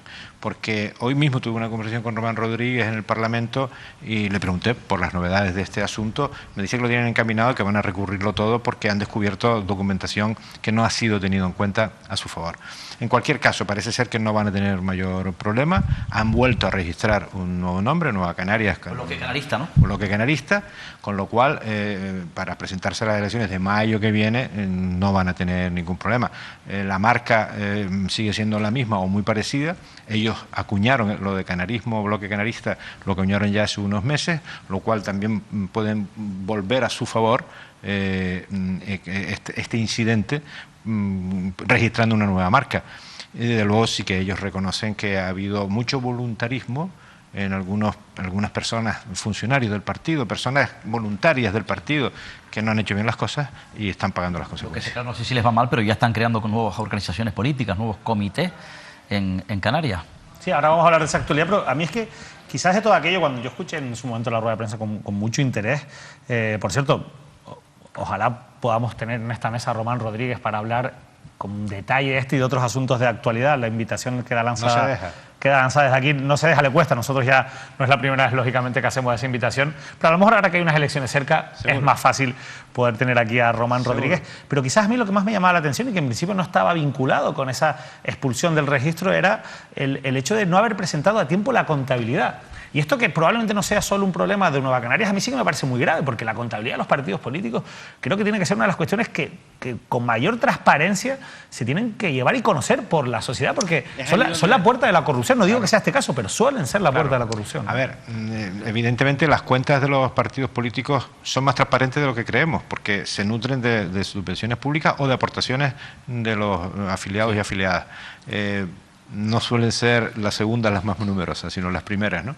Y ellos lo atribuyen efectivamente a errores de sus, digamos, funcionarios internos que no hicieron bien las cosas en algunos casos, pero que las cuentas ellos aseguran que existen y están presentadas. Puede que mal presentadas, puede que tengan que rectificarlo eso, pero se quejan de que se tomaron decisiones sin notificarle a ellos. A él, en concreto a Román Rodríguez, presidente del partido, lo intentaron notificar en una vivienda donde no vive desde hace 13 años. Mira qué fácil localizar a un vicepresidente de una comunidad autónoma. Pues no lo localizaron para notificarle, dice la resolución. Claro, entonces ante eso ellos pueden alegar y están en ese proceso. Otro expediente que estaremos también muy pendientes, pero daba Óscar una clave, y es que Nueva Canarias evidentemente no se está quedando quieta, en un proceso de expansión, incluso Nueva Canarias, bloque canarista, que es como hay que llamar ahora a esta formación política, un proceso de expansión en la isla de Tenerife. Y esto está muy relacionado con una noticia que conocíamos ayer y que a algunos no nos sorprendía, pero que puede ser lógicamente llamativa para quien no siga el día a día de la actualidad política. Y es la dimisión de la número 2 de Coalición Canaria en La Laguna, un día después de asistir a un acto interno de Nueva Canarias. Así nos lo contaban nuestros compañeros de Canarias Ahora, de Tenerife Ahora. Candelaria Díaz y también Román Rodríguez niegan que se haya producido su incorporación al partido. Óscar, me consta que en las últimas horas has estado pues hablando con muchas personas de este asunto, informándote, documentándote, porque la verdad es que cada vez que haces una predicción política se cumple. Tú aquí hace unos meses nos dijiste que veríamos cuanto menos un coqueteo de Candelaria Díaz y de Mónica Martín con Nueva Canarias, y la realidad es que el otro día las dos estaban sentadas, Mónica Martín, la ex primera teniente de alcalde del Ayuntamiento de La Laguna, estaban sentadas en ese acto de Nueva Canarias. ¿Qué has podido averiguar, Efectivamente, Óscar? bueno, este es el desenlace, ¿no? Esto es una historia, tiene un recorrido tremendo, ¿no? De mucha guerra política, efectivamente. Se ha constituido, en este caso, la primera noticia, que se constituye el Comité Local de Nueva Canarias en Santa Cruz de Tenerife, en la ciudad de Santa Cruz de Tenerife. Vemos ahí la foto, Pedro Quevedo, Román Rodríguez, la alcaldesa, si no me equivoco, Carlos de Telde, Carmen Hernández, y la propia protagonista es Odalis Padrón. En este caso, Odalis Padrón. Bueno, vamos a hablar después de Odalis Padrón para empezar con Candelaria, pero ya lo de Odalis Padrón en esa foto nos va a dar que hablar un rato en esta mesa. Sí, si te parece, vamos con Candelaria y luego ya Odalis Padrón. Bueno, Candelaria Díaz, efectivamente, junto a Mónica Martín, aparecen en esa escena, en esa constitución, en ese acto en Santa Cruz de Tenerife, como miembros, bueno, como en principio invitadas a esa constitución. Bien, es verdad que llama poderosamente la atención. Vemos las imágenes de Candelaria Díaz, de Coalición Canaria, y Mónica Martín. Llama poderosamente la atención porque efectivamente hace ya algún tiempo aquí dijimos que tanto una como otra estaban coqueteando con Nueva Canarias, porque habían salido mal paradas, si me permiten la expresión, de sus fuerzas políticas, Coalición Canaria, Partido Socialista. Bueno, todo apuntaba, una vez Canarias Ahora, efectivamente, el periódico que dirige Carlos Sosa, publica esa noticia, porque a todos se nos viene a la cabeza de que, bueno, la posibilidad de que Candelaria Díaz fuese, junto a Mónica Martín, candidata y un número 2 en su caso, de Nueva Canarias al municipio de La Laguna en la isla de Tenerife. Esa evidentemente era la noticia y por tanto el fin de una guerra que tenía Candelaria Díaz con la propia coalición canaria. Luego, si les parece, retrocedemos a la guerra o me pregunten y les doy algunas claves, porque este ha sido el desenlace de una guerra que ha tenido interna ella desde hace mucho tiempo. Yo hoy he hablado telefónicamente con la propia Candelaria Díaz y le he preguntado, bueno, pues primero a ver si quería hacer declaraciones, y ella se niega a hacer declaraciones porque saben que ha remitido una vez Carlos Sosa y su equipo publica esa noticia. Ella, pues a los 2 días ya rápidamente escribe, remite una carta atacando duramente a algunas personas, a miembros de la cúpula de su partido, sin dar nombre. Entre ellos se refería al que fue alcalde, José Alberto Díaz, y es cuando a las siguientes horas de esa publicación presenta su dimisión como concejal de Coalición Canaria Laguna y como, en este caso, miembro, se da de baja de Coalición Canaria. ¿Y por qué? Porque ese mismo domingo, después de esa publicación, Carlos, en un chat interno, he podido saber, en el chat del Comité Local de Coalición Canaria en La Laguna, algunos miembros del partido, algunos afiliados, algunos compañeros de ella, algunas personas que fueron personal de confianza de ella cuando era concejala de Hacienda y de Urbanismo, le lanzaron rápidamente ese enlace de Canarias Ahora y le pidieron explicaciones. Evidentemente ella, bueno, pues trata de huir de alguna manera, diciendo que cómo es posible que en este caso no la crean a ella, pero que sí crean al medio de comunicación, en este caso esa publicación de Canarias Ahora, que evidentemente el Canarias Ahora publica esa foto y las fotos dicen evidentemente todo de lo que estamos hablando en estos momentos, ¿no? Porque era evidente que era noticia el hecho de que Candelaria Díaz y Mónica Martín estuviesen en un acto de Nueva Canarias. Y ella me dice que bueno, que ella asiste a ese acto porque le invita a un amigo, ella es libre para asistir a cualquier acto cuando le invita a una persona, un amigo en este caso. Y yo rápidamente, para tratar de despejar algunas dudas, porque es noticia o no saber si va a ser candidata, le pregunto primero si va a integrarse dentro de Nueva Canarias. Y me dice de manera tajante que no va a formar parte de Nueva Canarias, que ya hasta hace bien poco era afiliada de Coalición Canaria y que ya no era porque se había dado de baja. Y luego le pregunto si ella iba a ser candidata de Nueva Canarias o tenía esa posibilidad o esa opción, o había barajado ser candidata de Nueva Canarias al Ayuntamiento de La Laguna, a la Alcaldía de La Laguna. Me lo niega de manera tajante. Me dice de manera textual que ella no será candidata, insisto, de Nueva Canarias a la Alcaldía de La Laguna. Y yo decía que esto es una guerra tremenda que ha terminado así. ¿Por qué? Porque ella en su momento era la mujer fuerte de José Alberto Díaz, que saben que dimitió, se marchó, fue alcalde de La Laguna, era su número 2, era la portavoz adjunta de Coalición Canaria en La Laguna. Ella en aquel momento ya empezó a tener problemas con Coalición Canaria porque, según me cuentan algunas fuentes, de hecho la avanzamos en su momento, José Alberto Díaz ya le había dicho a su número 2, a su mujer fuerte, que el día en el que él abandonara la política ella sería la sucesora. ¿Qué ocurre? Esas conversaciones las mantenían entre los dos, no la mantenían dentro de los órganos internos del partido, ¿no? Ella empieza a creerse efectivamente que va a ser la sucesora, no lo fue, empiezan ya las discrepancias, ciertas fisuras entre la propia Candelaria Díaz y el propio José Alberto Díaz. De hecho, me cuentan algunas fuentes de Coalición Canaria que incluso en 2019, recuerda la guerra que había entre el Partido Socialista, entre Santiago Pérez y entre Unidos Podemos, Unidos se puede con Coalición Canaria, porque ya había una situación judicial muy fuerte contra el propio José Alberto Díaz, ¿no? Y ella le dice, según me cuentan algunas fuentes del partido, insisto, a José Alberto Díaz en esa intención de que ella quería ser la sucesora, veía que José Alberto no se marchaba, bueno, pues oye, para tratar de pactar con el Partido Socialista da un paso atrás y yo asumo la candidatura, asumo ese poder, me convertiría en teniente alcalde, y eso lo entiende José Alberto Díaz como una traición y le dice que no. Él le dice que son decisiones esas las que tienen que tomar los órganos internos de Coalición Canaria en La Laguna. Luego, más adelante hay un capítulo importante que lo relaciono con eso. Se filtra, en su momento, hace ya algún tiempo, la posibilidad de que efectivamente Candelaria Díaz se integre en Nueva Canarias y sea la candidata. Y ella, en algunos foros internos del partido, señala directamente al propio José Alberto Díaz como que está tratando de manipular, de confundir y tratar de ponerle piedras en el camino para que evidentemente ella no consiga sus objetivos. Por tanto, se rompe absolutamente esa relación y es ella cuando poco a poco empieza ya a dar un paso atrás, a marcharse del partido. No se le ve en los órganos del partido, no se le ve en las reuniones del partido. Y aparece en una reunión de claro, Nueva Canarias. Desaparece efectivamente de la vida interna, en este caso de Coalición Canaria, porque se siente primero traicionada por José Alberto Díaz, él se siente traicionada por ella y ve que sus aspiraciones a ser candidato a la siguiente líder terminan. Cuando ya ella decide que su vida política ha terminado cuando Coalición Canaria nombra a Jonathan Domínguez como candidato y como portavoz, pero lo nombra dentro del partido, porque así lo deciden los órganos del partido. Hay una cosa que yo entiendo que ese un poco es el relato que ella cuenta y está bien.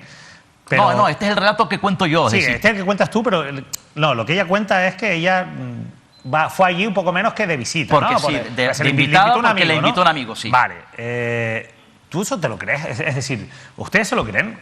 Un político aparece en un acto público en el que sabe, en primera línea, sentado allí, en el que sabe que la van a fotografiar, que eso se va a conocer, que va a llegar una foto que distribuye Nueva Canarias. Que distribuye Nueva Canarias, no por casualidad. Que por cierto, hay algunas voces... sabe que lo va a publicar cualquier periódico, en este caso el más rápido, Canarias Ahora. Hay gente de Coalición Canaria que me dice que incluso parece ser, yo no he visto los vídeos. ¿Cuál era el objetivo de aplaudía las críticas de Nueva Canaria a Coalición Canaria. Pero cuanto menos no sería precipitar esto que ha ocurrido. Pues yo creo que ella, de esa manera, acudiendo a esa cita, pues ella entiende ya que su vida política en Coalición Canaria ha terminado, teniendo en cuenta esta sucesión de episodios que he contado hasta la actualidad, y acude pues para tratar de crear cierto nerviosismo dentro de Coalición Canaria. Creo yo como estrategia. ¿Qué ha ocurrido? Le ha salido mala jugada y evidentemente todo ese episodio, esa guerra que ha tenido con José Alberto Díaz empezó desde que le conté en aquel inicio a ustedes hasta evidentemente su muerte política, que ha sido evidentemente en estos días. ¿Qué hizo? Como ella supo que ya murió políticamente, rápidamente, porque incluso se lo recriminaron en Coalición Canaria, se dio de baja del partido y dimitió como concejal. Por cierto, hablabas de Odalis Padrón. Bueno, Mónica Martín, ojo, porque también hablamos... Mónica Martín en su momento, saben que Mónica Martín también tuvo una guerra interna con el actual alcalde Luis Geray Gutiérrez, con Pedro Ramos, que es el que manda en el PSOE en La Laguna, y bueno, se alejó efectivamente de la órbita, aunque siga afiliada a la órbita del Partido Socialista en La Laguna. Yo dije que también coqueteaba efectivamente con Nueva Canarias.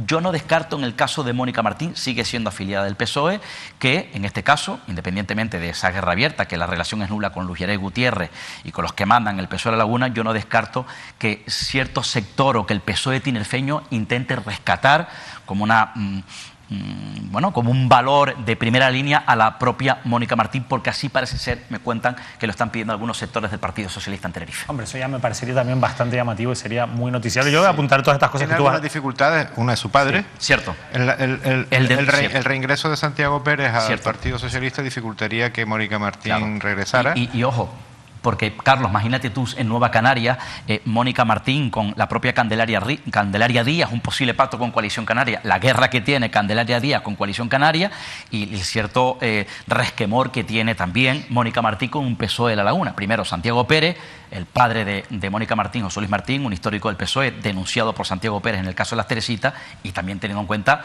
la relación nula entre la propia Mónica Martín y Luis Geray Gutiérrez. Imagínense las dificultades para armar un posible pacto en La Laguna. Eso alimenta de una manera, queridos compañeros, absolutamente indiscutible la noticia de que ambas están, vamos a dejarlo en coqueteando con Nueva Canarias, están en un acto en Santa Cruz de Tenerife, la constitución del comité local de Santa Cruz de Tenerife, al que dice que son invitadas, están en primera fila, aplauden las intervenciones como si fueran una militante más. Por cierto, también estaba Escolástico Gil, alcalde del Rosario.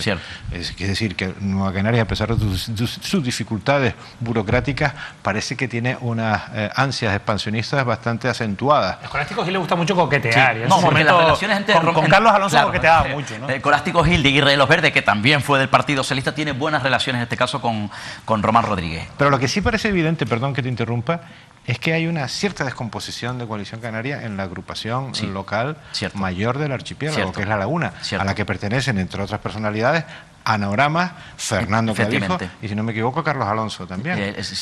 Carlos Alonso creo que es a Santa Cruz. El hermano de Carlos Alonso. El hermano de Carlos Alonso. Sergio Alonso. Yo no descarto que, por cierto, Escolástico Gil, es noticia también, efectivamente, que es el alcalde de Rosario, aparezca ahí. Yo no descarto que Escolástico Gil, no descarto yo, si vuelva a concurrir a la alcaldía del Rosario, pero por IR Los Verdes, que mantenga su marca. Pero ahora bien, que apoye desde su partido, efectivamente, a Nueva Canaria, a instituciones como, por ejemplo, al Parlamento por Tenerife o al Cabildo Insular de Tenerife. ¿Cuál es el nuevo nombre de Nueva Canaria?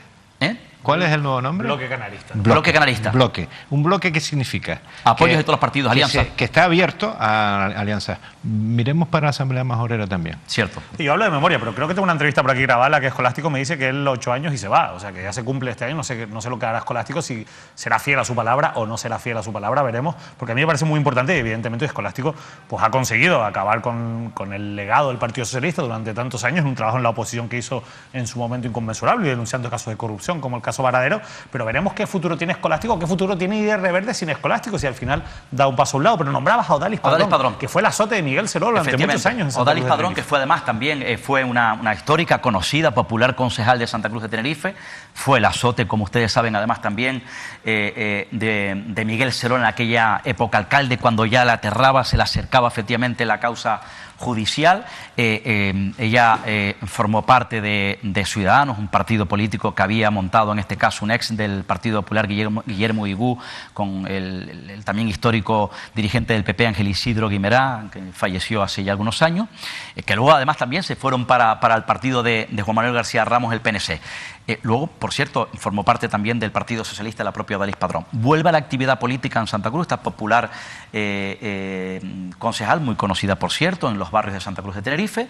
Se convierte, la elige de Román Rodríguez, la propone y la coloca o la designa presidenta de Nueva Canarias, del Comité Local de Nueva Canarias en la capital tinerfeña. Será, por tanto, la candidata de Nueva Canarias, se puede decir de manera abierta y oficial. Odalis Padrón será la candidata de Nueva Canarias a la alcaldía de Santa Cruz de Tenerife. Le acompaña un histórico también del Partido Socialista, ojo, Gregorio Negrín. Gregorio Negrín fue en su momento, en su época, será el secretario general, irá de número 2, lo puedo adelantar, el número 2 de Odalis Padrón a la lista Santa Cruz de Tenerife. Fue un histórico secretario general de UGT en Tenerife. Fue un destacado histórico del Partido Socialista, de la Agrupación Socialista de Santa Cruz de Tenerife. De hecho, fue secretario de organización del PSOE en Santa Cruz y llegó a ser vicesecretario general del Partido Socialista en la isla de Tenerife. Irrumpe en Nueva Canaria y se convierte también en número 2 para incurrir en este caso a Santa Cruz de Tenerife. Esto es una mala noticia, si me permiten, o puede crear cierto quebradero de cabeza en Coalición Canaria, puede crear cierto quebradero de cabeza en el Partido Popular, pero ojo, porque puede haber una fuga importante, lo vaticino. Sé que hay cierto nerviosismo en la agrupación local del Partido Socialista que lidera, en este caso, la que fue alcaldesa y candidata Patricia Hernández. La verdad es que la crónica política nos va a traer de aquí a lo que se vaya acercando a la pre-campaña, pues muchas hay coalición Canaria, el Partido Popular también está en Oscar, batalla. Porque ahora yo voy a hacer un paréntesis en esto de la crónica política, bueno, que esto también es crónica política, pero no ya de candidatos, ¿no? Porque te escuchaba un nombre antes ahí, un poco en maquillaje, que me dejaba un poco descolocado, ¿no? Julio Cruz. O sea, Julio Cruz es un viejo conocido de la política canaria y por lo que yo te entendí, Julio Cruz están activos de nuevo en nuestras administraciones. Recuerden, por cierto, hablando de Partido Socialista, recuerden que Julio Cruz fue un histórico dirigente del Partido Socialista, fue el histórico famoso en todas las guerras, secretario de organización del PSOE en Canarias. Recuerdan, ya que estamos en este episodio político, que recuerdan que fue diputado regional, que Julio Cruz llegó a ser en este caso director general del Ayuntamiento de Santa Cruz de Tenerife. Recuerdan aquella con Patricia Hernández, la colocó efectivamente Patricia Hernández. Hubo cierto recelo en el Partido Socialista, algunos sectores del Partido Socialista. Fue muy criticado además por Coalición Canaria, que señalaban en este caso de nepotismo a la propia Patricia Hernández.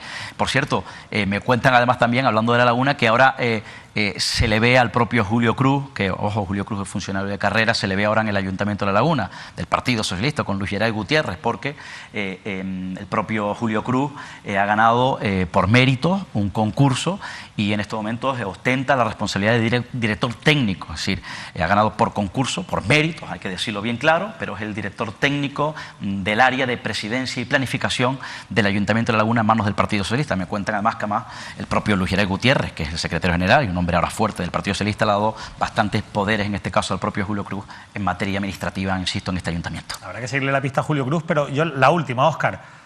¿Qué pasa con el Partido Popular de Santa Cruz de Tenerife? Porque la figura de Carlos Tarife parece que va perdiendo fuerza a medida que se acerca la... Hay muchas incógnitas. El Partido Popular, efectivamente, ya saben que están en la búsqueda en esta nueva era con Feijóo, en la nueva era con Manuel Domínguez al frente del Partido Popular en Canarias.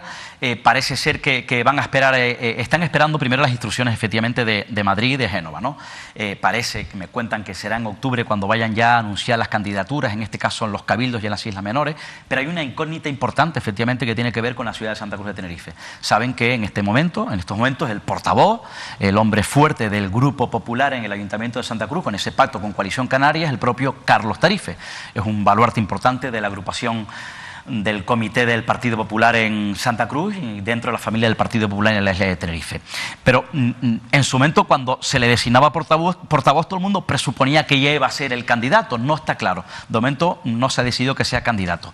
Ojo, el Partido Popular, porque evidentemente la capital es capital de provincia, esto tiene que tener el referéndum de Génova, parece que está sondeando, parece que han cargado alguna encuesta para sondear posibles, teniendo en cuenta evidentemente el alcance, el conocimiento para jugar a lo seguro, además aprovechando la ola que pueda tener el Partido Popular. Y sobre la mesa está sondeando a varios posibles, no quiere decir que sean elegidos, pero tratarán evidentemente de sondear las fuerzas que puedan tener unos y otros. Dentro de esos sondeos que está haciendo el Partido Popular sobre la mesa está precisamente Carlos Tarife.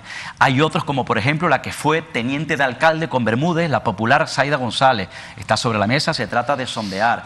Está sobre la mesa también algunos conocidos en la política tinerfeña, como el que fue en su momento concejal de Coalición Canaria y también concejal del Partido Popular, José Carlos Hacha, que asumió durante muchos años la concejalía de Fiesta. Ojo, porque está sobre la mesa también para tratar de sondear un histórico del Partido Popular que hemos nombrado, que fue un hombre que lideró el Partido Popular en Tenerife, obtuvo los mejores resultados del Partido Popular en la capital tinerfeña, como el conocido, reconocido Guillermo Guigú.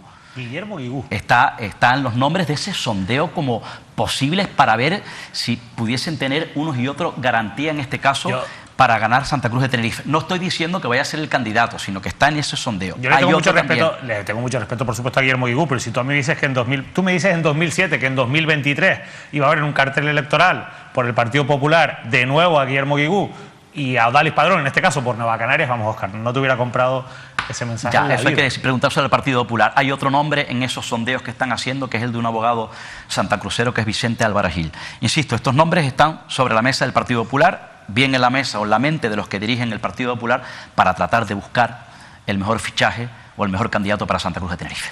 Carlos, en Las Palmas de Gran Canaria está la cosa tan movida, está un poquito más claro. Mucho muy movida. Bueno, se habla de Australia Navarro para la alcaldía de Las Palmas de Gran Canaria por el Partido Popular, lo cual postergaría al que se lo ha currado mucho, que es Ángel Sabroso.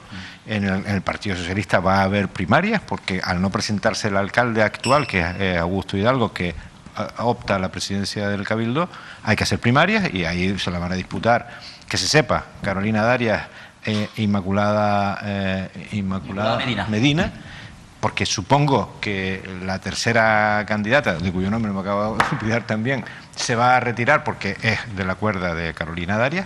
Isabel Mena. Isabel Mena es muy amiga de Patricia Hernández, estuvo con ella en la campaña. Pero no creo que haga primarias enfrentándose a Carolina Darias. Eso iba a decir, ¿crees que alguien se va a enfrentar a Carolina Darias? Bueno, yo creo que Inmaculada Medina sí que se cree capaz de presentarle oposición. Al final es una cuestión orgánica, pero bueno. Sí, claro, las primarias son para celebrarlas. Sí. Y desde luego, si no se presenta nadie, la ganará la única que se presente. Pero yo creo que Inmaculada Medina tiene opciones. A priori, no creo que tantas como Carolina Darias, que viene con una trayectoria, una fuerza tremenda, sí, y un respaldo de Pedro Sánchez y del aparato del partido. Pero bueno, Inmaculada lleva toda la vida ahí en el ayuntamiento bregando con el carnaval, con las basuras. Por cierto, nunca la ciudad de Las Palmas de Gran Canaria ha estado tan sucia como ahora. Me dicen lo mismo de Santa Cruz de Tenerife. Carlos Tarife es concejal de Servicio Público, por cierto. Santa Cruz es una cosa, yo no sé cómo están Las Palmas de Gran Canaria, pero lo que está ocurriendo en Santa Cruz, de hecho un día vamos a hacer un reportaje, eso lo vamos a traer aquí, porque es tan sencillo como levantarte un domingo por la mañana y pasear por Santa Cruz de Tenerife, por el centro de Santa Cruz de Tenerife, que ya se pueden imaginar ustedes cómo tienen que estar los barrios si el centro está así. Y bueno, es espeluznante lo que puedes ver y oler en la capital tinerfeña. Por cierto, Carlos, en Coalición Canaria efectivamente que habrá guerra, hay guerra ya efectivamente. Sí. Hay muchos que, por cierto, que quieren asegurarse, porque está en horas bajas Coalición Canaria, en la oposición evidentemente después de 30 años gobernando. Hay quienes están elaborando o tratando de integrarse en candidaturas, pero va a haber muchos dobletes en Coalición Canaria, no vaya a ser que se queden efectivamente sin ningún puesto. Yo hace ya algunos meses apuntaba a la posibilidad de Ana Oramas, mujer fuerte de Coalición Canaria en Tenerife, diputada nacional por esta fuerza política por la provincia tinerfeña, la apuntaba como posible que Coalición Canaria estaba mirando hacia la figura de Ana Oramas como candidata a la presidencia del Cabildo Insular de Tenerife, porque una de las intenciones, de los propósitos de Coalición Canaria es recuperar los cabildos y más, en este caso, Tenerife. Parece ser que bueno, la propia Norama no está convencida, no le convence esa posibilidad de volver a liderar una candidatura tan difícil, en este caso como el Cabildo Insular de Tenerife, y en su caso hay una opción que a día de hoy en la actualidad está tomando fuerza para Coalición Canaria o dentro de Coalición Canaria, que es la figura de Rosa Dávila, actual diputada regional de Coalición Canaria. Una noticia de alcance, queridos compañeros. El juez de instrucción número 2 de Arrecife acaba de mandar a juicio una vez más a Pedro Sanginés. Le pide una fianza de 250.000 euros por falso testimonio y por denuncia falsa en los casos de los centros turísticos del Cabildo, según acaba de publicar La Voz de Lanzarote. Los problemas en Coalición Canaria se multiplican, la pérdida del poder empieza a pasarles una onerosa factura. Sobre todo porque Pedro Sanginés tiene varios frentes abiertos, y lo cierto, judiciales me refiero, y lo cierto es que ya que hablamos de Lanzarote, vamos a acercarnos hasta Fuerteventura, porque tenemos un titular también que afecta a Coalición Canaria y que afecta a otro expresidente, en este caso del Cabildo de Fuerteventura, el expresidente del Cabildo de Fuerteventura y un concejal de Puerto del Rosario a juicio por supuesta prevaricación. La verdad es que todos estos hechos tienen que ver, en este caso, con la gestión dentro del consorcio de abastecimiento de aguas de Fuerteventura. Pero no deja de ser significativo que al final, bueno, pues el curso político también va a llegar pues con algunos temas judiciales que afectan y mucho a Coalición Canaria abiertos y que afectan a importantes cargos de Coalición Canaria. Pedro Sanginés, Mario Cabrera, y vamos a ver qué ocurre con el caso Reparos y con Fernando Clavijo, porque también es verdad que como va la instrucción, Carlos, todo apunta a que esto se tendrá que ir resolviendo o aclarando. Veremos qué ocurre cuando el Supremo decida el futuro de este caso judicial, del caso Reparos, ¿no? Bueno, este caso va un poquito más endiablado respecto de Fernando Clavijo que lo fue el caso Grúas.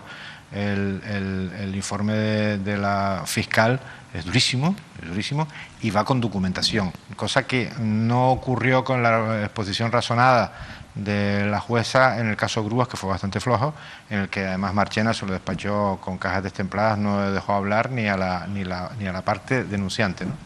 En este caso, la exposición razonada de la jueza del caso Reparos es prácticamente un copia y pega, digámoslo vulgarmente, del escrito de la fiscal, que es muy duro, muy contundente, porque hay muchos casos, muchos expedientes en los que se repite el mismo presunto delito.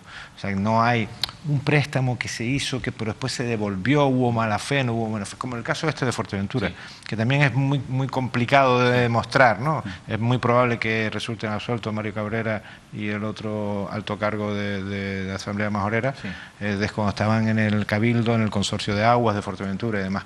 Pero en el caso de Reparos viene bastante atravesado, digámoslo así, ¿no? Y puede costarle un disgusto a Clavijo en vísperas electorales. Por cierto, Carlos, hay una Coalición Canaria de Fuerteventura que puede haber tambores internos también, ¿no? Sí, es probable que la gente de Asamblea Majorera no sintonizan con Fernando Clavijo y con la dirección actual de Coalición Canaria, que está también recluyéndose en Tenerife, todo lo estamos notando, ¿no? O sea, Coalición Canaria está apreciando cómo su poder en determinadas islas se merma bastante, y entonces está tratando de hacerse fuerte. Lo acaba de contar algunos detalles Óscar en la isla de Tenerife, que es, digamos, su feudo principal. La histórica ATI. Carlos, yo quería aprovechar también que estás aquí hoy por aquí, que tenemos la fortuna de tenerte aquí en Tenerife para poder comentar todos estos asuntos de actualidad, para que nos ayudes a entender lo que ha ocurrido en torno a la figura de un destacado empresario de la isla de Gran Canaria, fallecido, además con una repercusión pública importante, porque fue presidente de la Cámara de Comercio de Las Palmas y de la Confederación de Empresarios también de la provincia de Las Palmas. Se trata de Ángel Ferrera. Vean este titular que publica precisamente hoy Canarias, ahora a última hora de la tarde de hoy. Los restos del empresario Ángel Ferrera serán incinerados en la intimidad esta noche. De esta manera se pone fin a un auténtico lío familiar en torno a cómo murió, en este caso, cómo se produjo el fallecimiento de Ángel Ferrera. Ya, los análisis toxicológicos han dejado claro que no hubo un envenenamiento como las hijas de Ángel Ferrera pues manifestaban o pretendían, y que llevó, pues en este caso, pues a poner en tela de juicio la figura de la última mujer de este empresario Gran Canaria. A lo mejor esto nos entra un poquito en la crónica rosa. Yo sí que creo que tiene interés, porque yo creo que también saca a la luz un poco cómo funcionan algunas familias, y cuando hay poder y dinero de por medio, con cargos con repercusión pública, bueno, pues las cosas acaban mal. La expresión cómo funcionan algunas familias tiene ese tonito siciliano, ¿no? Viene casi a cuento, casi a cuento. Pero es porque hay mucho patrimonio en juego, evidentemente, claro, supongo. Este culebrón no ha terminado. Termina la parte, digamos, más dramática, que es el cadáver de una persona, un mes en las cámaras del Instituto de Medicina Legal, esperando una resolución judicial que permitiera que su viuda pudiera cumplir el deseo de él de ser incinerado. Él no quería ser enterrado, él no quería fastos, no quería duelo, sino sencillamente que lo incineraran en la más estricta intimidad. Y no pudo ser porque las hijas presentaron efectivamente una denuncia en el juzgado diciendo no lo incineren, que por favor se le haga una autopsia porque tenemos serias dudas de que pudiera haber sido envenenado. Pero eso no lo manifestaron solamente en el momento de su muerte, sino lo venían manifestando meses antes, según han dicho ellas mismas, porque creían que la viuda, hoy viuda, o sea, la esposa del señor o su entorno podían haberle estado envenenándole durante el tiempo en que estaba padeciendo un gravísimo cáncer que lo tuvo 5 años, sufriendo una enfermedad que todo el mundo sabe lo dura que puede ser, tanto la enfermedad como todas las curas que conlleva, ¿no? Todos los tratamientos que conlleva. El caso es que el abogado que representa los intereses de la viuda ya ha anunciado que ahora que se aclara que no fue envenenado, pues pedirá que se actúe contra las personas que en este caso hicieron unas acusaciones gravísimas, ¿no? Hasta el punto de llevarlo a los tribunales de justicia y paralizar una incineración durante un mes. Entonces, ¿qué hay detrás? Pues mire, hay un patrimonio enorme. Estas 3 hijas son hijas del empresario y de su primer matrimonio con una persona apellidada Alonso, el grupo Domingo Alonso. Esta señora era, pues, hija de ese señor. Bueno, esto es un grupo muy poderoso que ahora mismo preside Oliver Alonso, en cuyo consejo de administración está como figura destacada José Manuel Soria, también conocido por todos nosotros y en su casa a la hora del potaje, pero es un grupo que no solo es poderoso económicamente, sino quiere ser poderoso políticamente. Oliver Alonso trata de controlar el colegio Heidelberg para convertirlo en una especie de escuela ideológica de su propia ideología, y ese grupo familiar y empresarial no quiere que se disperse no solo la fortuna, sino digamos que el legado. Entonces, claro, detrás de todo esto hay unos intereses también que pueden ser incluso de poder, de puro poder. Porque me consta que la herencia que Ángel Ferreira le dejó a su viuda era estrictamente para su subsistencia, cómodamente, holgadamente, un apartamento amplio en la playa de las Canteras, y todo lo demás se lo deja a sus hijas. Pero algo ha pasado ahí, que parece que lo quieren todo, o que hay algo más que no ha trascendido, pero que probablemente ahora tendrá que trascender. Qué interesante lo de las familias, sobre todo en Gran Canaria, en Tenerife, son un poquito distintas, ¿no? Pero Ferreira fue presidente de la Cámara de Comercio y de la Confederación Canaria de Empresarios, ¿no? Me recuerda mucho a Falcon Crest, ¿no? Sí, no, esto tiene mucha trascendencia. Y veremos el recorrido que tiene. Y periodísticamente lo tiene, porque estamos hablando de personajes públicos de primer nivel. Como tú dices, fue dirigente empresarial, fue líder empresarial, porque fue un hombre que se empeñó en aglutinar al empresariado. Fue presidente de Toyota 40 años. Toyota Canarias, eso no es ninguna empresa. Aquí yo recuerdo una pelea interna también importante, una familia muy destacada, importante en los Ucelay, en la isla de Tenerife, que acabó judicializado también, ellos pues peleando ahí por sus patrimonios, por las herencias y demás.